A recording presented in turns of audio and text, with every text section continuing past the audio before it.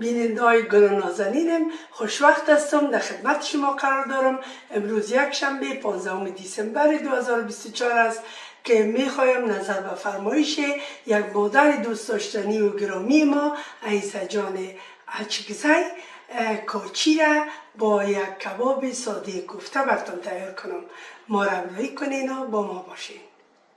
نازنینای خانم، ببینید که ما خانما میتونیم از یک کوفته، چی کوفته مرغ باشه یا چی کوفته گوساله یا گاو یا گوسفند، چقدر غذا تیار میتونیم.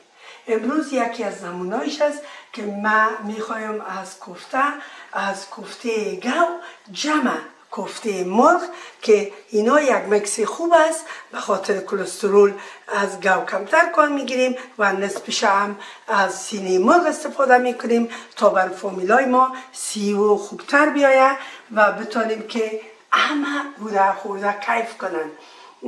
مواد ما همین کوفته است، نمک است، مرچ تند است، مرچ رنگیز، زردچوبه است، تخم گشنیج است، مرچ سیاس. معلوم دار که شما اگر مساله را میخواین به دلتان پرتین، هم اشتیاق به خودتان است که چی را به جانتان مفته، چی را فامیلتان تعامل داره و چی را نداره. کمی زیره است، سیر میده شده است،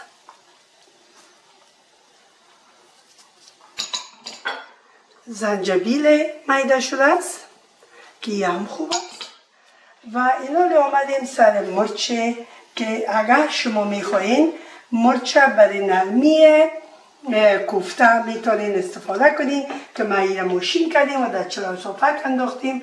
اوش میبینین که اوش جدا شده و ایره هم برای نرمی کوفته خود مندازیم. همچنان پیازه ما هم موشین کردیم و در چراغ صاف انداختیم و اوش جدا میبینین که اگر کوفته ما سخت بود از او پیاز هم استفاده میکنیم و اگر نبود فقط اتکا میکنیم به می پیاز میده شده. فکر کنم که همه مواد ما کفایت میکنه. شما گوشت نظر به تعداد فامیلتان استفاده میکنین و یا هم انتخاب با خودتان است که میخواین از گوشت مرغ استفاده کنین یا از کوفته گاو یا گوساله یا گوسفند به جانتان مفته استفاده میکنین. معلوم دار که غذا را شما بر فامیل خود جور میکنین و دوی شک نیست که هر کس باید به اشتهای خود جور کنه. تنها من اون رقمش را براتون نشان میدم تا اگر بتونین از او استفاده کنین خوشحال میشم. تمام مواد گرد میکنین تا که از این یک مواد بسیار نرم خوبه حالا به دست بیاید. خانمای گرامی، شما میفهمین سیخای کباب که در بازار انواع و اقسامش مثل ایناست، درازی از ایناست و اینا که برای نان خوردن چینایی هست، اما ما همیشه اینا هم برای ساختن کباب استفاده میکنیم. اما ما برای این کباب یک چوب یا سیخ کلانتر کار دارم که داخل کباب باید یک سوراخ باقی بانه. از اون خاطر میتونید شما از چوبایی که در دیپو لوز است شما بخرین، نیم کنین اینا را که اینا یک دانش رقمی باشه، یا از بانکس ها که هم در بازار یافت میشه شما میتونین از بانکس ها هم استفاده کنین که همراه قیچی درخت میتونین که اینا را به بسیار آسانی قیچی کنین. اینا رو من یکی از اینا رو میگیرم و از زرورقه که همه در خانه های خود دارن شما میفهمین رول زرورقه میگیریم و به این اندازه ایرم میبریم. یک طرفش میگیریم برابر به 1 سانتی قط میکنیم بدونی که همراه دستتانی کار کنین، همراه خود چوب کش میکنین برای از که دستتان نبره.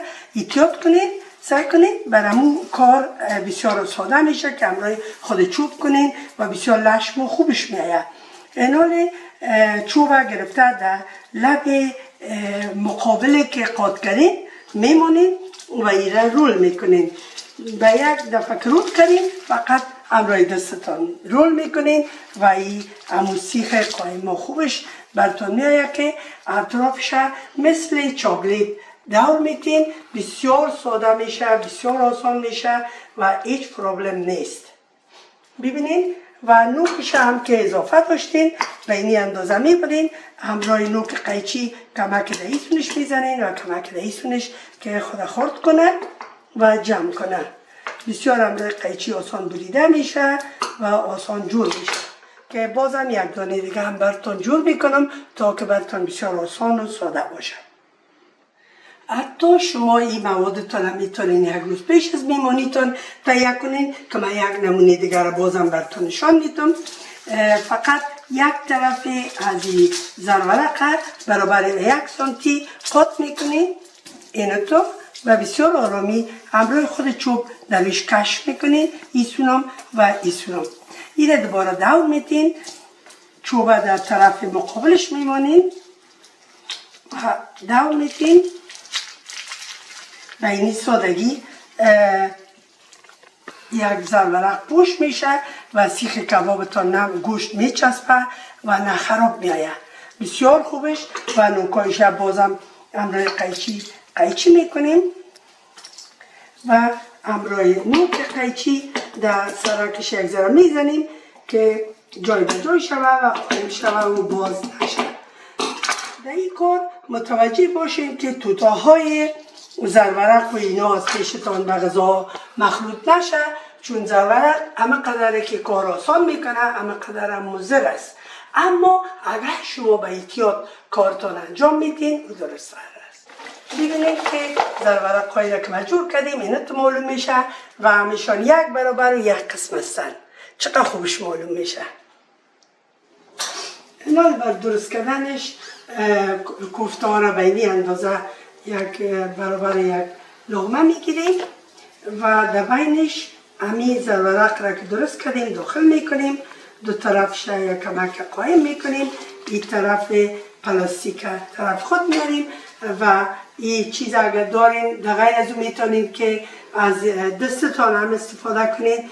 بسیار خوبش میآید، پروانه داره. ببینید وقتی که یک دفعه تیله میکنید میشه. اگر ایره ندارین همراه دستم این کار میتونید که شما کنین، هیچ پرابلم نیست. این بسیار خوبش میآید و تمام کبابایتان یک رنگ و یک دست و یک رقم میآید که برای میمونیتون بسیار خوبش معلوم شود. ببینید بعد از او ایره به خانه داشت میمانیم، زرورق میمانیم یا که کاغذ کلچه را دارید ایره میمانیم برای از که نچسبه. تمام کبابا رو به این شکل جور میکنین. یک دانه دیگر هم براتون جور میکنم تا که خوبتر ببینید. یک کوفته را میگیریم و در بینش امی زرورق را که سیخ ساختیم درست کردیم میمانیم. این را اطرافش جمع میکنیم. لب پلاستیک خلطه پلاستیک طرف خودتان میارین و همراه از این را خوبی طرف پچق میکنین به یک پچقتون به یک فشار کباب درست میشه. ببینید بسیار ساده است. اگر شما این چیزا را ندارین دستتان همراهتان دارین و همراه دستتان هم میتونید که این کباب تهیه کنین، هیچ پرابلم نیست. بسیار خوبش میآید. کلش یک برابر یک قسم نمودار و غول کباب حالا براتون جور میکنین و اینا رو در خانه زرورق میمونین. در خانه داشت که باز داشت میمونین باز براتون نشان میدم وقتی که کلش پر شد. گیرندهای گل 2 پتنوس هم ساختیم. ممکن است 3 پتنوس شود اما اینا وقت است که در بیای ازی یک کمک روغن مندازیم که خشک نباشن چون داداش پخته میکنیم. اینا را هم شما میتونید اگه خواسته باشین به این شکل میتونید که سرخ کنید. داش قبلا زدیم یه میبریم داداش میمونیم. درجه داش ما به 400 زدیم و اینا را میمانم. خوب است که یک دانه بانیم که زودتر پخته شوند. ممکن است 20 دقیقه تا نیم ساعت بگیره یا زودتر یا دیرتر. رنگ کباب دیده خبر میگیریم. ایناله که نیم ساعت تا 40 دقیقه پوره شده دوشواز میکنیم و میبینیم که کباب ما رنگ گرفته.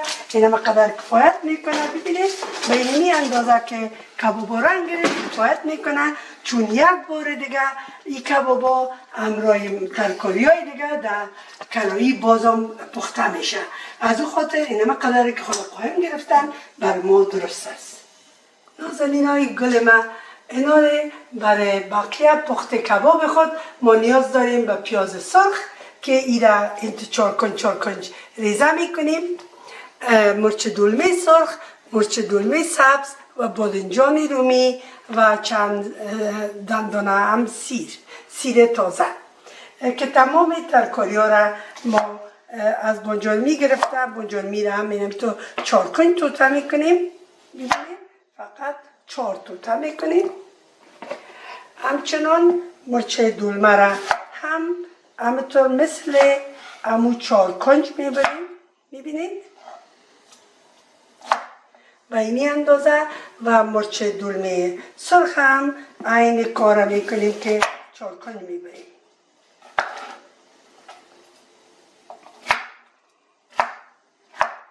به اینی اندازه تمام ترکاری ها را من توته میکنم. نمیخوایم وقت شما ضایع شود. باز شما را میگم که بعد از این چی میکنیم.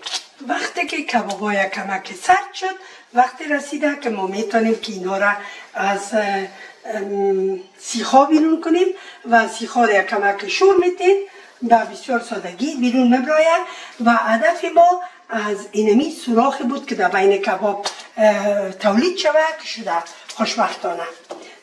ببینید و بسیار سادگی را میکشین و هیچ کدام پرابلم هم بر کبابای ما نمیکنه. فقط دو طرف فشار میدیم و مبرایه. ببینید کبابا را همونطور که من گفتم به این شکل آمده که اینمی را ما کار داریم. اینا وقت رسیده که یک کلایی را در سر منقل میمونیم. پیاز را که ریزه کردیم به این اندازه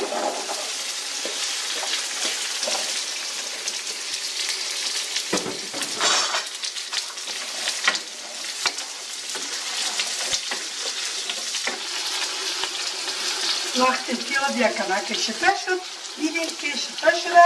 اینال دو مرچ سبز و سرخه درش اضافه میکنیم. اینا را همشان شور میتیم. ببینید که چی یک رنگ مقبول پیدا کرده و این هم باعث مزه کباب میشه، باعث زیادیش میشه و شما گوشت تنها نمیکنید بلکه سبزیجات و ترکاری ها اینا همیشه براتون فایده داره و در فصل زمستان باعث میشه که ویتامین سی کافی اما جذب کنید. خب اینا رو دیدیم که همه چیزا یک کمک شده شده. ایره نمیخوایم نابود شود اما به اینی اندازه درست است. حال سی را هم بهش اضافه میکنیم که خوب است برای گرمی غذای ما و زمستان است. سیر هم که فواید زیادی داره و به ذات خود یک آنتیبیوتیک غیر مستقیم است که ما در غذا گرد کنیم بسیار فواید زیاد است و پاک کننده هم است. اینا که در این اندازه رسید حال بنجانی را رایش اضافه میکنیم. میبینیم که چقدر خوشایند است. باور کنیم مرا رنگای بسیار خوش میآید. نمیفهم که در ویدیو شما چی میبینیم اما من چشمای خیره میشه از مقبولی رنگا و چقدر مواد که داخل رنگای مختلف داشته باشه و مقدر وقتی به چشم آدم خوش میکنه با وجود آدم هم مقدر مفاد میرسانه که کمک اینو همشتی شده شد. باز کوفتار رایش اضافه میکنیم. اینا که تمام چیزا شده شد و حالت خوبش معلوم میشه. وقتی رسیده که کبابا را رایش اضافه میکنیم.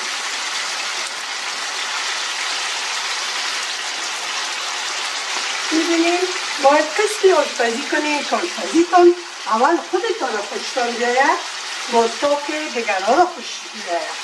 معلوم دار که در طعم اینایشان بسیار کوشش داره میکنیم.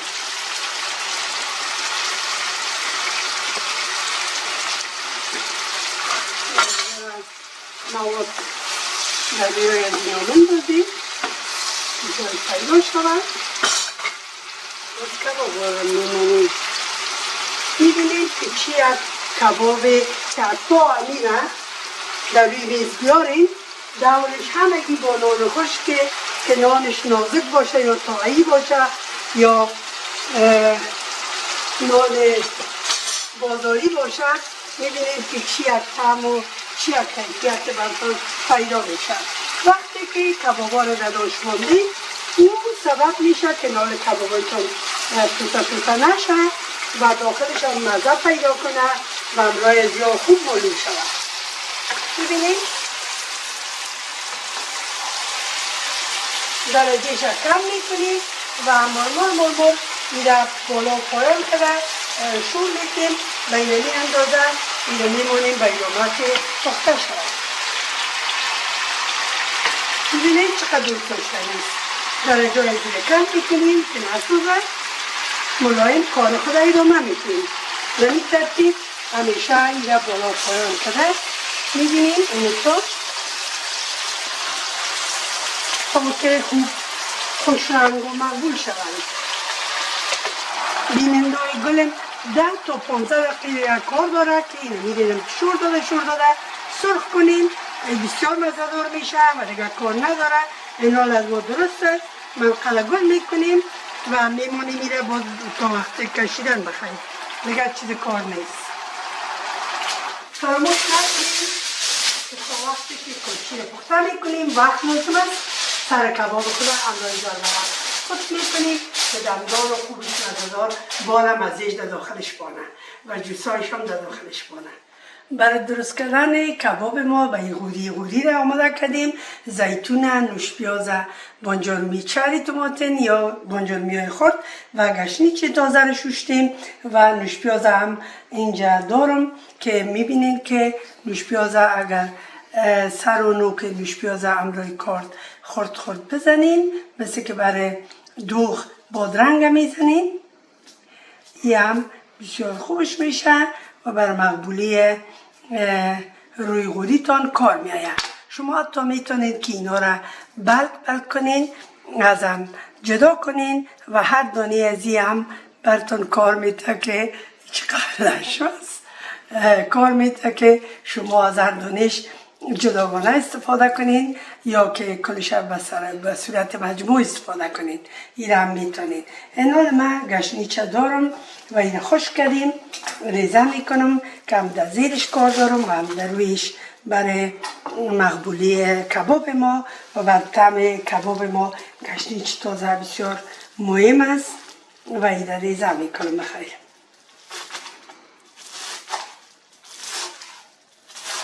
که تازه باشه.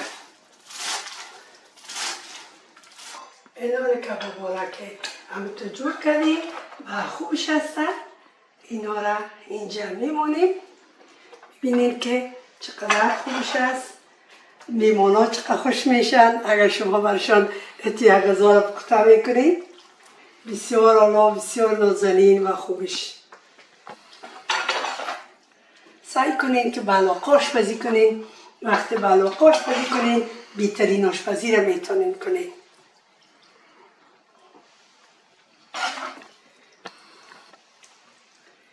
ببینید یک کباب کاملا تازه، فیشنی، مقبول و ارزان، مزه‌دار.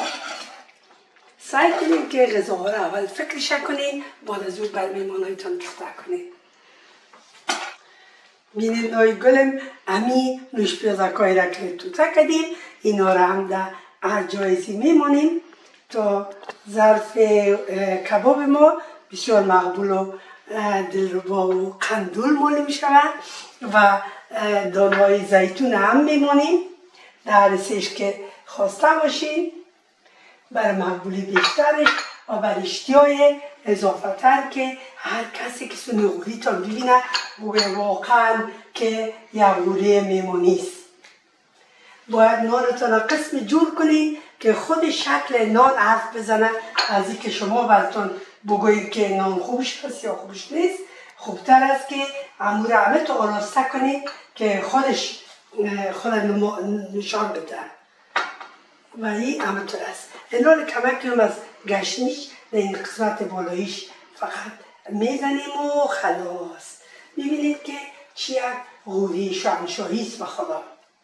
اگر شما پارلمانی بودین و این غوری را سعی میکردین واقعا یک غوری است که دلتان میخواید. خانمای گرامی، امروز براتون یک دکان نوی عربی را نشان میدم که تمام چیزی که شما در خانه و آشپزخانه ضرورت دارین در این دکان موجود است. فقط با ما داخل برین. بیننده‌های گل نازنین ما، حال ما به دکان عربی آمدیم. اینجا من همیشه سودای خودم میخرم و نام از این دکان پاشاست. بسیار سودای خوب داره، گوشت‌های حلال بسیار فوق‌العاده داره. من از اینجا پاچه حلال میگیرم، همه گوشت‌هایش حلال است و بسیار سرویس خوبم داره. حالا من شما را میبرم در جایی که گوشت حلال است. شما میبینید که انواع و اقسام مرغا، مرغ زنده، مرغ سلامت و حساب شما، توتکدگی، سینه مرغ خالص و انواع و اقسام مرغا برای کباب، حتی مرغای اختشدگی برای وقات عاجل که اگر بخواین، ران گوسفند که شما اینجا میبینین ران گوسفند هم داره برای پختن، برای کباب و انواع و اقسام برنجال شما میبینید که چقدر در دکان فریمان است. اضافه تر از 20 نوع برنج دارن، اضافه تر از 20 نوع برنج و در دکان میبینم که تقریبا بسیاری از برنجاش فوق‌العاده است، چون پخت من همیشه از این دکان است. استیکا و گوشت کوفتهش فوق‌العاده است، هم گوشت چربیدار داره و هم گوشت خالص داره، بورسا، سجوک‌ها و گوشت‌های سلامت که شما برای میمانی‌هایتان ضرورت داشته باشید هم در این دکان موجود است.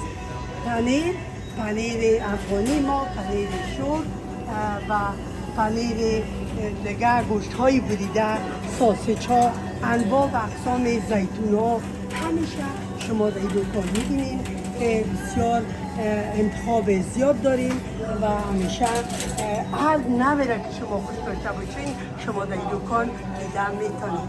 بسیار از دکان اندازه برابر داره و موادش بسیار عالی است. بیننده‌های گل ما که پرسیده بودن که نبات در کجاست، شما میبینید که انواع اقسام نبات‌ها با زعفران و نبات سفید هم برای چای شما و بر روی میزتان و بر محفل‌هایتان بسیار لوکس و شیک است که اگر شما ضرورت داشته باشین اینجا به دسترس شما وجود دارد. انواع و اقسام چای‌ها را شما در این دکان می‌بینید که بسیار خوبش است. من همیشه از این چای‌ها استفاده می‌کنم و از این کمپانی استفاده می‌کنم. بسیار خوبش است بر تکان قلب، آدم کمتر تکان قلب و این چای احساس می‌کنه و بسیار چای‌هایش مزه‌دار است. حتی چای زعفران دارن، اینجا می‌بینید که چای زعفران هم دارن، چای ایلدار هم دارن، چای سینمن و چای زنجفیل که از مهمترین همه چای‌ها و حساب میره که در این دکان موجود است. فقط شما تشریف بیارین و این دکان عربی و مسلمانتان خوشنود بسازین. اینجا شما عسل‌های بسیار اعلی را و حتی عسل خالص شما میبینین که در اینجا موجود است و مرباها و حتی مربای بی و انجیر. ببینید مربای بی، انجیر، زردالو و آلوبالو هم موجود است. انواع و اقسام بوتل‌های گلاب به اندازه‌های مختلف در این دکان یافت میشه. شما برای دیسردایتان همیشه او را نیاز دارین. از همون کنجالولی بسیار آلایه که بوی داره، بسیار موادش سخت و آلا و خوبش است که مواد خشنه‌ای نداره، بسیار موادش سره است که من که وقتی میمونی می داشته باشم میایم از این دکان سودای خودم میگیرم.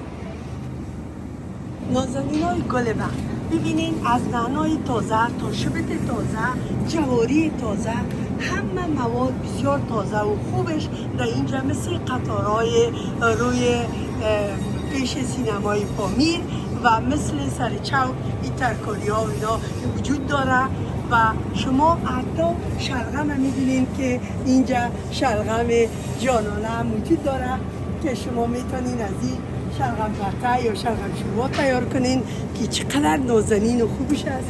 شما این رو میبینین در زمستان چقدر مزه میده که آدم یک غولی شلغم پرته پخته کنه. سیبای مزه‌دار انواع و اقسام سیبا و همچنان این پایمغز جانانه رو ببینین که هر کدامشان چقدر رنگ روشن دارن، چقدر پاک و صدره هستن، بسیار خوب معلوم میشن. زمستان با این غذاها و با این میوه ها تای کنین بسیار سلامت و سرحال میمونین. آلوهای جانانه نوک سبزی خلفه که شما پرسان میکنید که در کجا هست. در پاشا سبزی خلفه رو میتونید که پیدا کنین که از جمله بهترین نوع سلات‌ها براتون شده میتونه. دلبرکای خوبه سیخ‌های کباب که من براتون گفتم که سیخ‌های کباب چوبی، همچنان این جالی‌هایی که برای کبابا آسان برای آتش دور داده میشه، ماهی و همیشه میتونین توتای استیک و یه هم پخته کنین. بسیار از جمله چیزایی است که به دردتون میخوره و تمام لوازم آشپزخانه و گریل و باربکیو در اینجا موجود است که شما میتونین از همین از اینا استفاده کنین. در اینجا انواع و اقسام لوبیا، دال نخود، ماش میده، ماش زنده و دال عدس و تمامی حبوباتی که برای صحت و سلامتی شما بسیار مهم است در اینجا موجود است که شما بتونین به جای گوشت از اینا استفاده کنین.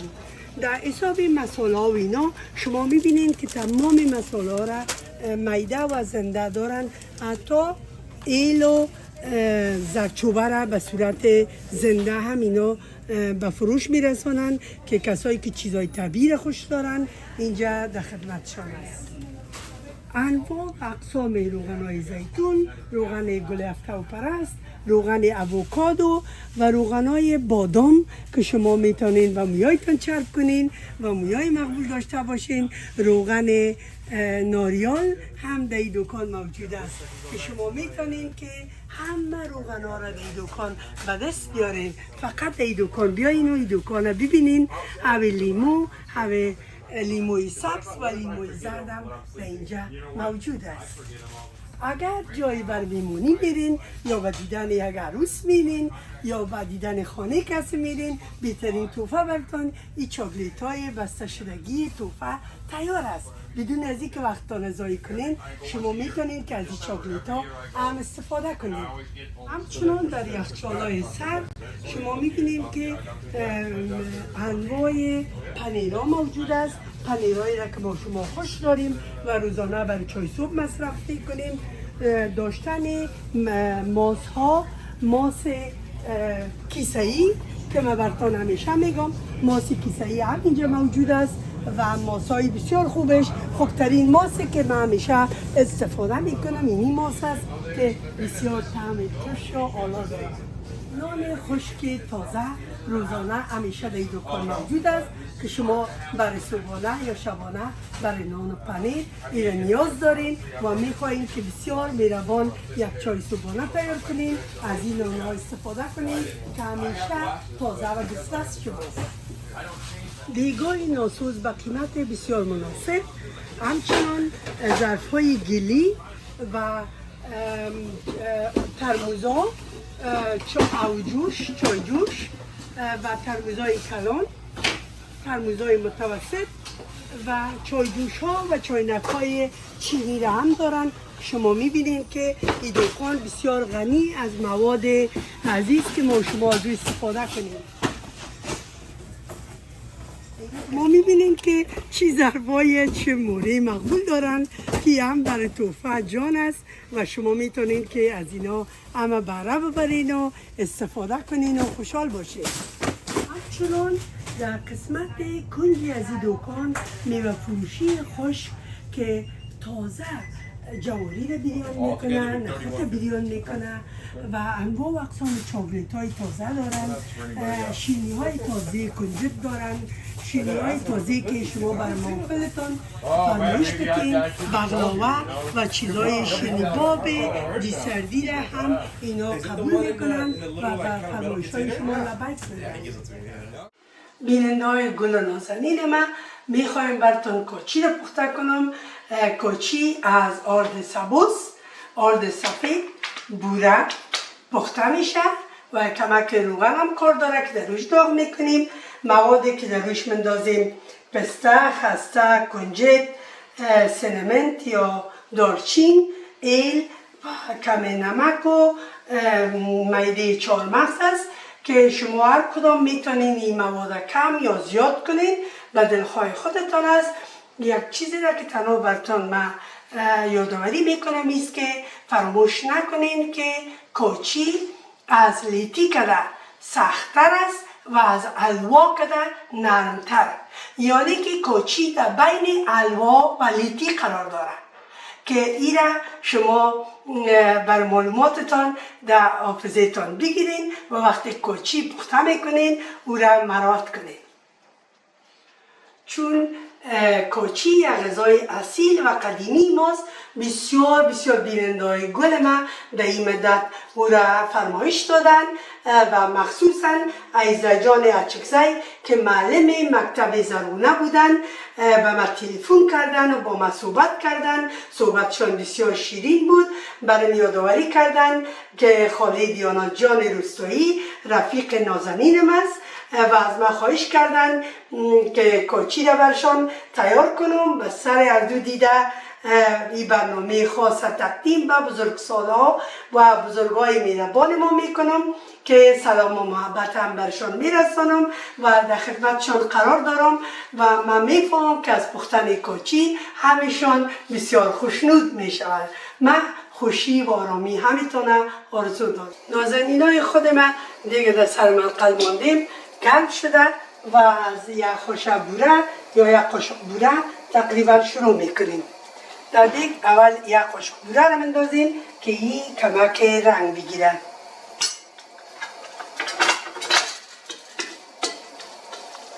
به خاطر که برای کوچی ما یک رنگک نسواری ترک کار داریم. درجه را کم میکنیم که بسیار تیز است. خب رنگ نمه قدر بس است، از این زیادتر نمیخواهیم. نهیش او مندازیم.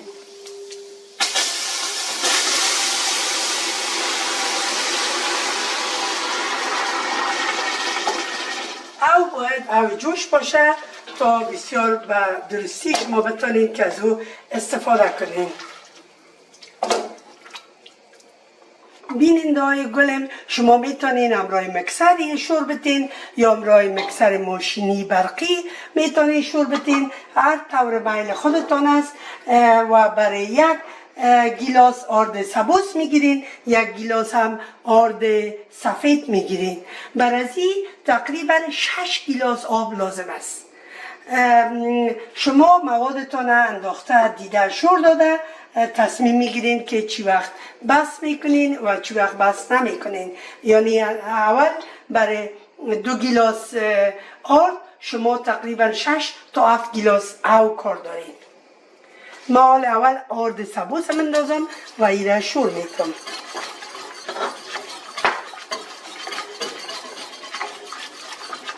ریسپت اصلیش در قدیما با آرد سبوس بود، چون مردم سیرتر زندگی میکردن و میخواستن که مواد را که مصرف کنن بر فامیلایشان او از نگاه تغذی کلاس بالا داشته باشن و تنها لیتی یا قویماغ و بعضی چیزهای دیگر از آرد ترمیده جور میکردن که بسیار فاین و خوبش مثل دیسرت بیاید. اما برای کوچی آرد سبوس حتمی است. حرارت به متوسط میمانیم و بسیار زودی را شور میتیم که آردا کلوله نشن و آردا در او حل شوند. آیسته آیسته آرد بندازیم و به ادامه همینطور شور میتیم. اگر شما آرد به یک بارگی بندازین فکرتان باشه که کلوله میشه ول کردن از او برتان کار مشکل است. کمک حوصله کار است.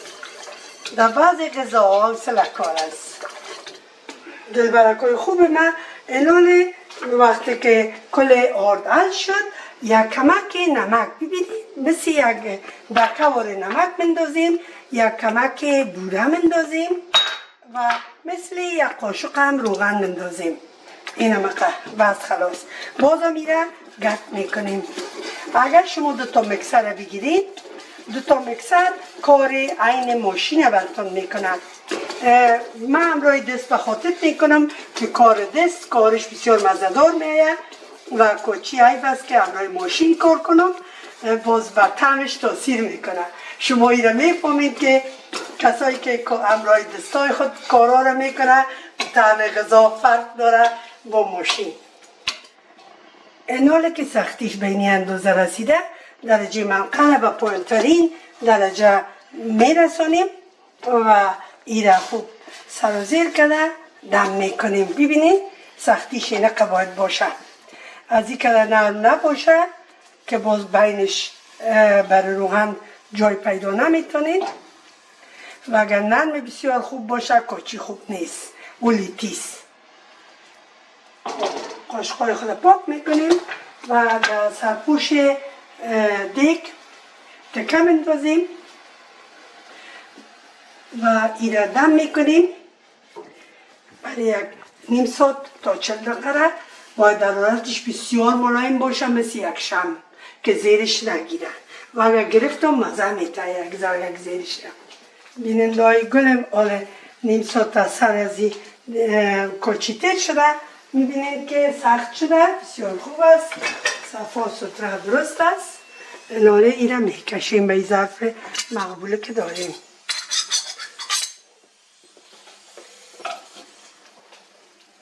ببینید کوچی باید نرمتر از حلوا باشه و سختتر از لیتی.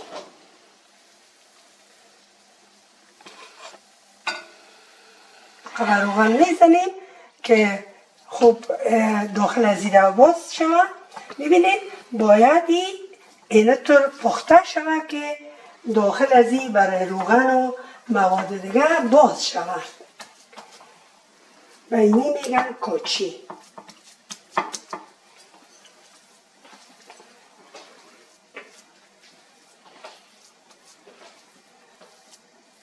یادتان باشه که کوچی باید داغ خورده شود و آل میدگی بادام و چهارمغز را اینجا بندازیم و در این طرف هم همچنان بندازیم.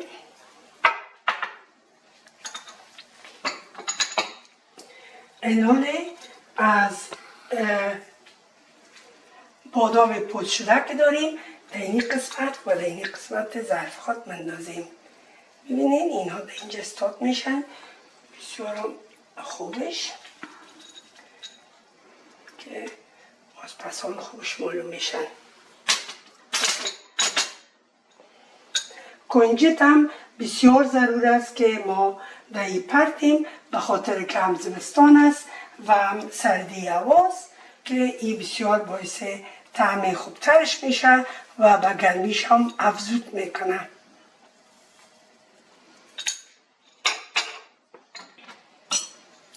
سینامنت یا دارچین فراموش نکنین که برای بسیار ضرور است و این هم در بعضی قسمتایش که لازم است بندازیم که بازم رایزی بسیار مزه میده.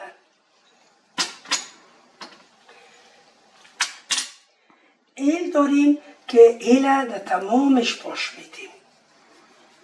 ایل میده ایل در تمام غوری خود پاش میدیم.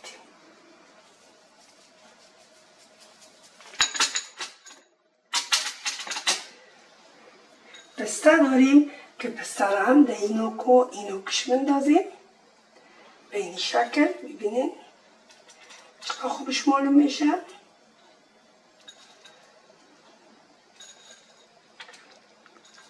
و هم در قسمت های وسطش یک کمک مندازیم که یک ذره پوری با مقبول معلوم شود.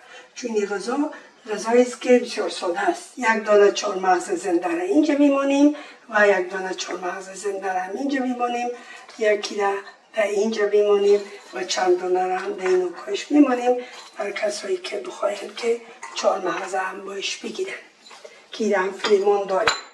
اینا آمدیم در قسمت پودر که پودر خوب است که هر کس در قاب خود پاش بده، اما بازم ما برای مقبولی غوری ما بوده را ببینید مثل که برف بباره در این مندازیم.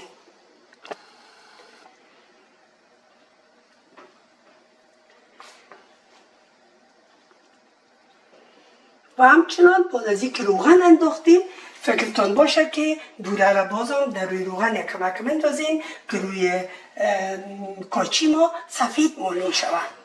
اینال من روغن داغ میارم و دهی بندازم. اینال روغن داغ دهی مندازیم. شما ببینید باید روغن خوب جغ و پک کنه که ایره نمود بده و خوبش معلوم شود. ببینید چون در مغزش روغن انداختیم فقط یک قاشق انداختیم، از او خاطر لازم است که آدم حال روغن را لیوان کرده و یک قاشق هم بوده را در این وسطش بندازیم. بعد از اینکه روغن یک ذره آرامتر شد بوده را بندازیم که داخل کاچی ما هم سفید معلوم شود و خوبش معلوم شود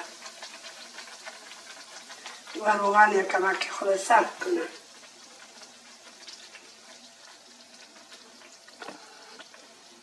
دیدین اینی بود کاچی. اما بازم هر کدامتان هر مواد را که به میلتان است و هر رنگی که دوست دارین میتونین. در کابل بعضی نفرها این خسته ها و اینا را بهش اضافه میکرد، بعضی ها ساده میخورد. نظر به اشتهای خودتان است.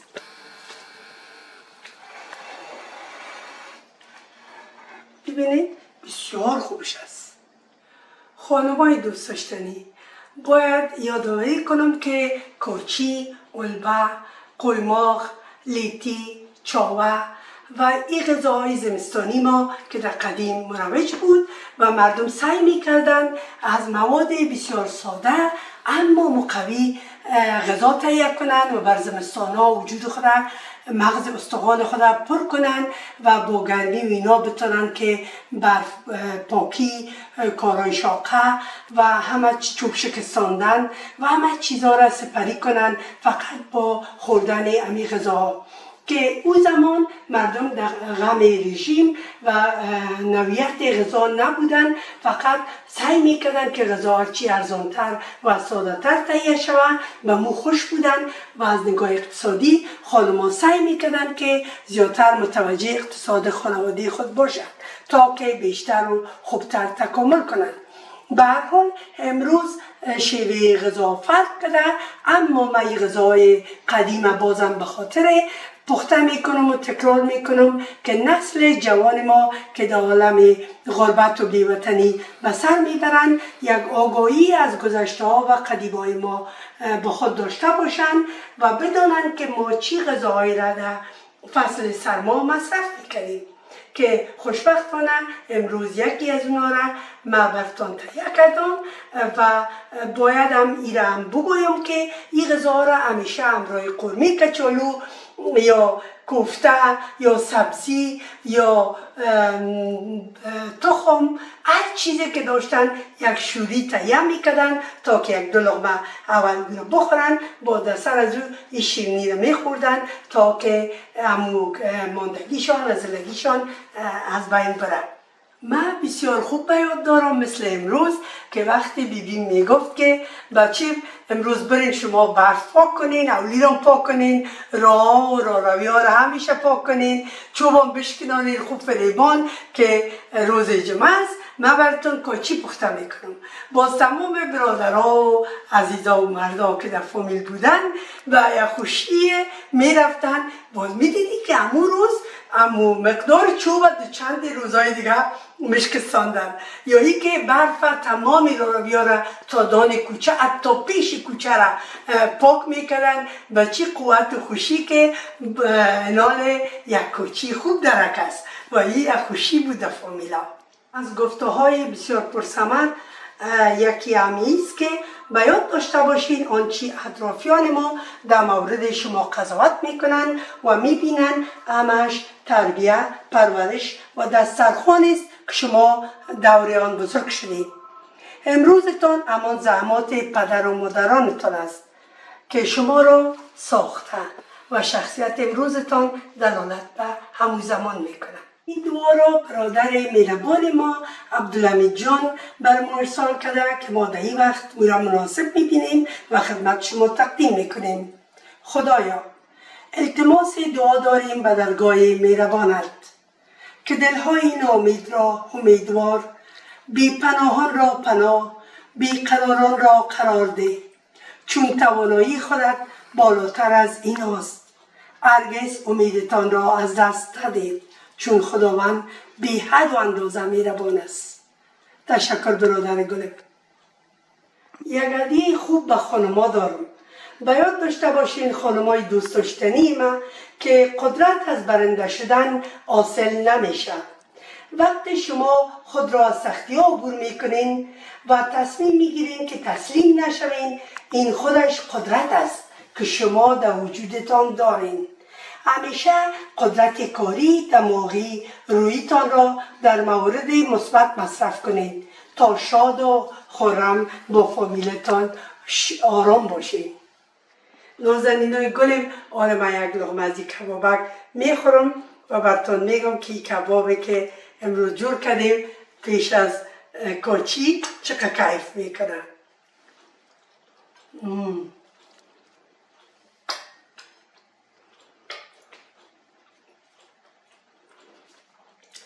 تند و تیز و مزه‌دار و جوسی ملایم امتحان کنید و خوشحال شوید.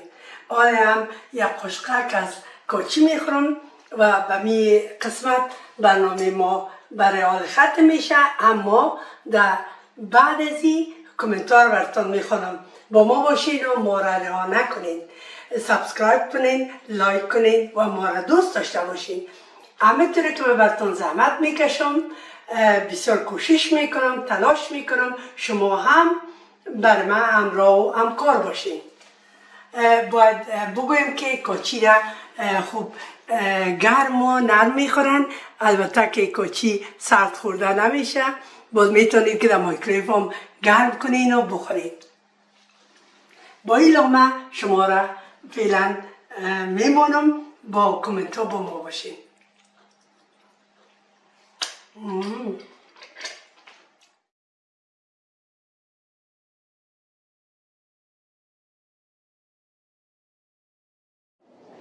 باز هم وقت رسید بر کامنت ها، وقتی که شما بسیار راضی هستید و میخواین خوب گوش کنین که کی چی نوشته. براتون میخوانم. محبوبه جان مراد از تورنتوی کانادا نوشته: فهیمه جان، شما افتخار و آبروی ما هستید. تشکر جانم. موفق و صحتمند باشید و در ضمن قیماقچای هم بر ما تیار عکس گرفته روان کرده که من در قسمت عکس غذاها براتون نشر میکنم، چون بسیار بسیار خوبش است.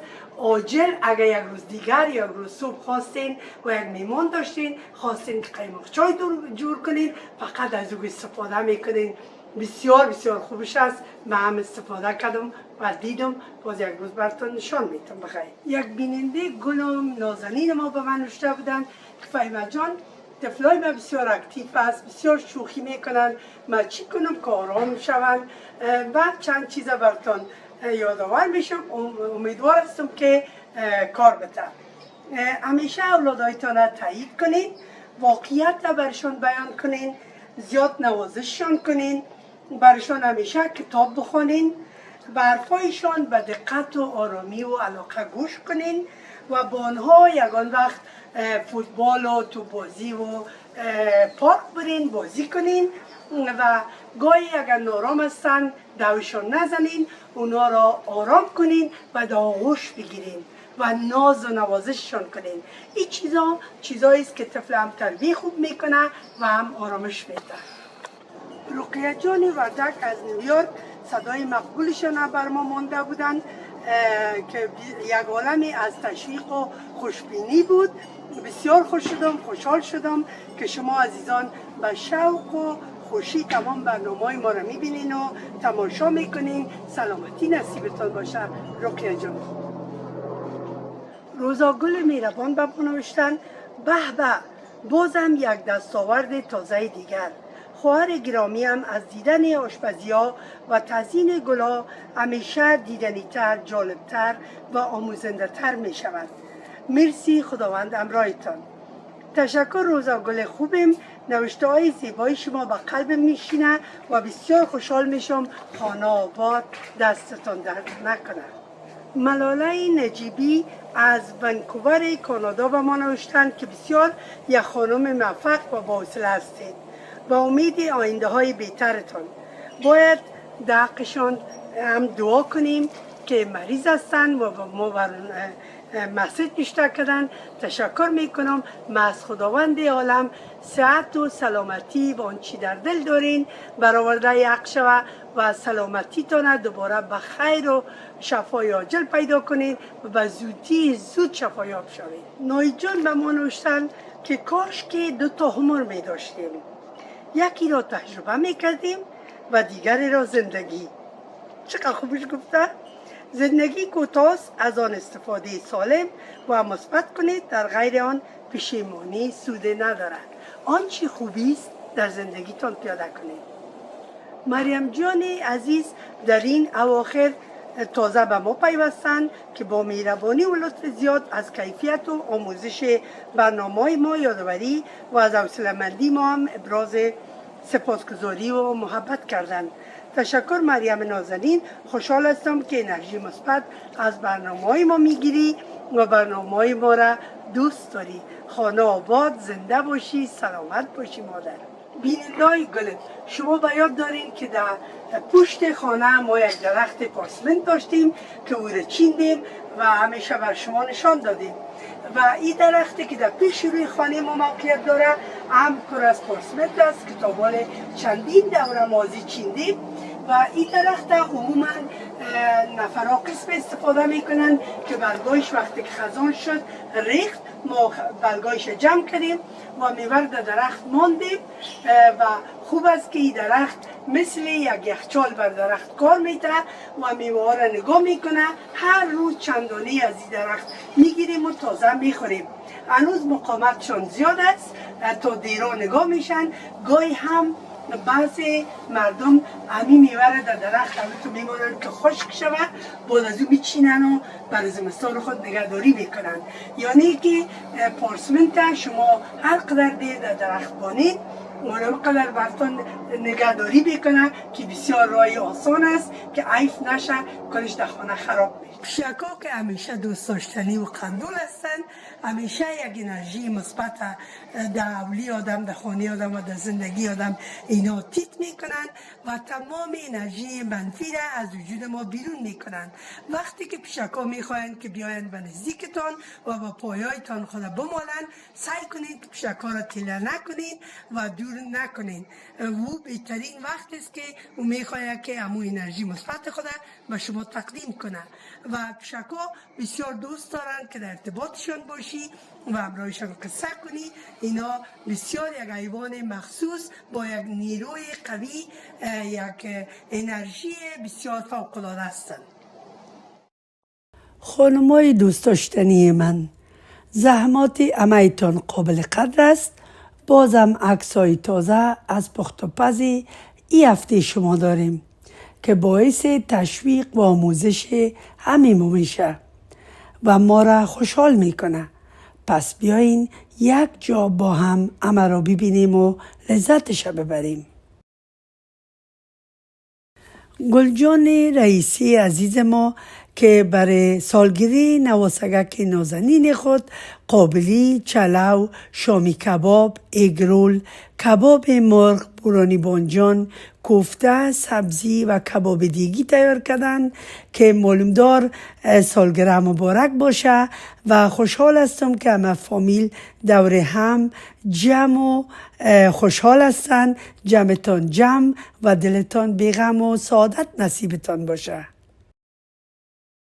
تو با جان تسلیم چی یک پلو جانانه، قورمه بامیه، ترکی بیریان، سالاد، کچالوی سرخ شده، ترکاری و ساس برای ترکی، همه را که یک روز شکرگزاری مکمل نشان میداد. دیدیم نام خدا به دستپخت شما زیاد زحمت کشیده بودین، عالی و فوق‌العاده معلوم میشد. نوش جانتان باشه، سلامت باشین. نفیسه جان محمود یک میز آلا کلان با غذاهای خوشرنگ و مزه‌دار که نمایانگر روز شکرگزاری هم است. واقعا دستپختتان عالی و سلیقه‌تان ناب است. موفق و سرفراز باشید. استعداد پخت شما خوشم آمد، بسیار با مزه و با سلیقه خاص بود. راضیه جان سلطانی که عکس مرا در تلویزیون میبینین، یک طفلک نازنین خوشخوی مقبول که چقدر علاقه به پروگرامای ما داره مرا بغل گرفته و من بسیار تشکری میکنم. روی یکش دستکایش میبوسم. خداوند عمر و جان جور برش بده انشالله. تشکر از ارسال عکس مقبول. محبوب جان مراد که لطف و میربانی کردن از کانادا بر ما پاکت قیماق چای تیاره که بسیار خوش رنگ و مزه‌دار معلوم میشه روان کرده. من خدمت همتان نشر میکنم تا باشه که همتان از این قوطی استفاده کنین و انشالله که دیگه در جور کردن قیماق چای دچار مشکلات نشین. موفق باشین. تشکر محبوب جان میربان. این عکس زیبا و پرنور و نمک فریده جان مقبول برادرزاده شوهرم بر ما روان کردن که از جمله بیترین بیننده های خاصم هستن. من تشکر میکنم از عکس زیبایشان. عکس طفلک خود بر ما روان کردن. بسیار بسیار خوشحال شدیم از محبتتان. یک دنیا سپاسگزار هستم. فریده نازنین. زربینه جان استقلال برای ما ماهی بیریان، سلات عالی و سوپ های فراوان، یک میز سی و خوشایند تیار کردن. راستی بعضی غذاها که چقدر خوشایند و بامزه هستند، حتی اگر هر روزم میسر شود دل آدم سیر نمیشه از بس که مزه‌دار هستند. تشکر میکنم. رویا جان نازنین ما برای ما بغلاوی بسیار خوبش، کلچه دلای مربادار، کیک چاکلیت همیش بسیار خوش رنگ و مزه‌دار و والا معلوم میشه. دستپخت والایی دارین. نام خدا صد آفرین. فاخره جان عزیز ما برای ما چبلی کباب بسیار عالی را همراه چپس تازه تیار کردن که چقدر مزه‌دار و خوبش معلوم میشه. سلات همونجاست با بادرنگ تازه بسیار خوبش معلوم میشه. خوشم آمد. زنده باشه. نوشک جانتان باشه. وسیمه جان گل ما بر ما یاشک بسیار مقبوله روان کردن. دست و پنجه شما قابل قدر است. چقدر مزه‌دار و خوش رنگ معلوم میشه. نوش جانتان باشه. پروین جان لطیف بر ما کباب، چپس، چلو، آشک، کوفته و ترکاری تازه که با سینه مرغ هم غذای رژیمیت هم تهیه شده بسیار همه کامل و عالی معلوم میشه. نام خدا به توان و ذوق عالی شما بسیار مقبول. سلامت باشین.